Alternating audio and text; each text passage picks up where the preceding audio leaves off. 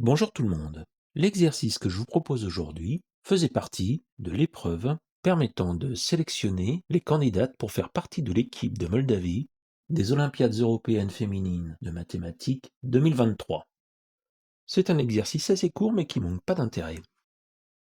Les nombres entiers a, b, c, d vérifient a plus b plus c plus d est égal à 0. Montrez que n égale ab moins cd facteur de bc moins ad facteur de ca moins bd est un carré parfait.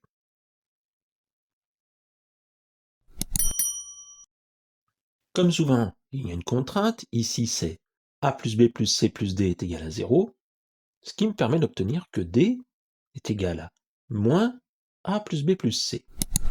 Et cette quantité d, je peux la remplacer dans l'expression de l'énoncé pour obtenir ab plus c facteur de a plus b plus c fois bc plus a facteur de a plus b plus c multiplié par ca plus b facteur de a plus b plus c.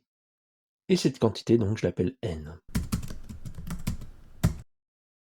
Avoir choisi d'isoler d m'a permis d'obtenir une expression uniquement avec des plus, ce qui va par la suite quand même simplifier les calculs.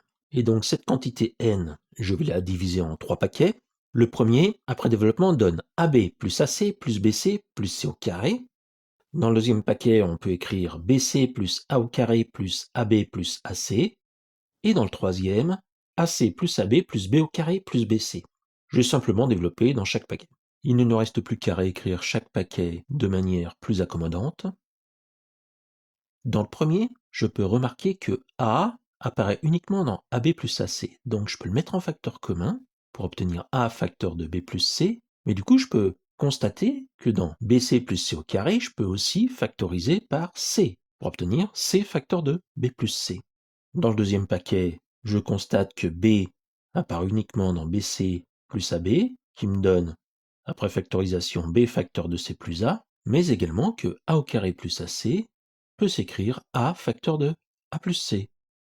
Et enfin dans le troisième, AC plus BC peut s'écrire C facteur de A plus B, et AB plus B carré peut s'écrire B facteur de A plus B. Du coup, je peux terminer la factorisation dans chacun des paquets pour obtenir le premier paquet est égal à A plus C facteur de B plus C, le deuxième A plus B facteur de A plus C, et le troisième B plus C facteur de A plus B. Et cette factorisation en deux temps est couramment utilisée. Ce n'est rien d'autre qu'une double distributivité prise à l'envers. On la voit apparaître dans une technique que les Américains appellent la méthode de factorisation préférée de Simon. Alors pourquoi un tel intitulé? J'ai jamais compris, mais pour les gens que ça intéresse, je vous invite à regarder le lien donné en description. Dans l'expression obtenue, je souligne en vert A plus C, en jaune B plus C et en rouge A plus B pour faire apparaître que n, en fait, est le carré de A plus B facteur de A plus C facteur de B plus C au carré, et ce carré, c'est le carré d'un nombre entier. C'est donc un carré parfait.